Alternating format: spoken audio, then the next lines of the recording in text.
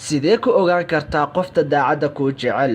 run ahaantii jacaylku waa tartan qarsoon oo ogaanshihiisu ay waqti dheer qaadato, mana fududa marka u horeysa in la dareemo gabadha ku jecel sida ay u fududahay in aad dareento waxyaabaha kale. had iyo jeer dadka uu jacaylku la soo darso rag iyo dumar kuu doona ha ahaadee si daacad ah ku dhiirashada inay si bareer leh ugu soo bandhigaan jacaylka ay u hayaan qofba sida dhabta ah ay u jeclaadeen, waxaanay inta badan la soo darsa dareen baqdin iyo cabsi leh, iyaga oo ka cabsi qaba haddii ay u soo bandhigaan shaqsiga ay jecel yihiin in lagu gacmo seero oo ay la kulmaan wejigabax.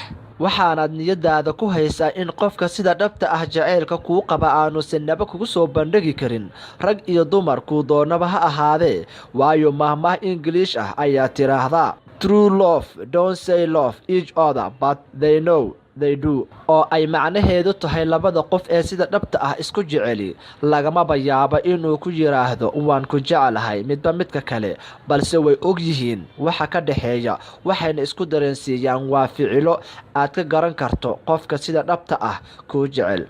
action. sidaa awgeed haddii aanu sii ogeyn qofka wax jeceli jawaabta uu kala kulmi doono qofka uu jecel yahay marka uu jacaylkiisa uu sheegan waayo ayaa waxa ay ku kaliftaa qofkaasi amaba sabab u ah in qofkaasi uu qarsado jacaylkiisa, taas oo khatar caafimaad oo nafsaani ah ku keenta qofka wax jecel. waxaa jira dad uu ka xoog bato dareenka qiirada leh ee jacaylka oo si fududna looga fahmi karo rag iyo dumar kuu doona ha ahaadee. si kastaba ha ahaatee waxaa jiro dhaqamo iyo caadooyin badan oo u diidaya gabadha ceebna ku ah in ay si fudud ugu soo bandhigto wiilka ay jeceshahay jacaylkeeda iyo waxyaabaha ka dhabta ah ee ay ku dooratay amaba dareenkeeda naf ahaaneed.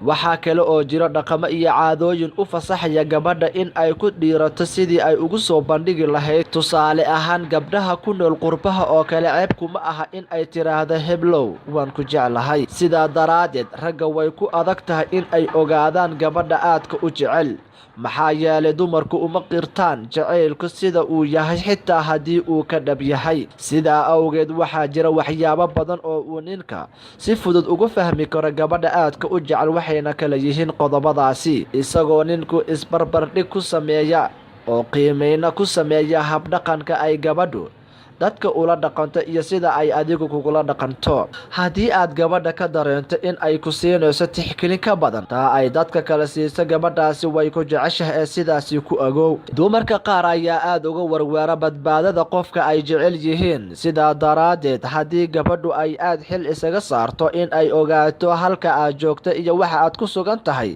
iyada oo ku weydiinayso dad xog ogaalku ah, gabadhaasi way ku jeceshahay. haddii gabadha ku jecel aad ku aragto hinaasi, waxaa lagu sifeeyaa aragtida noocaasi ah in ay ku jeceshahay, maxaa yeelay hinaasaha laftiisu waxa uu qayb lixaad leh ka qaataa jacaylka dhabta ah ee ay hayso haweenaydaasi. gabadha ku jecel ee aan kuu soo bandhigin jacaylkeeda waxaa ku abuurma dareen baqdin leh, waxayna had iyo jeer ka warweertaa in ay weydo ninka ay jeceshahay oo uu raaco gabadh kale oo aan iyada ahayn.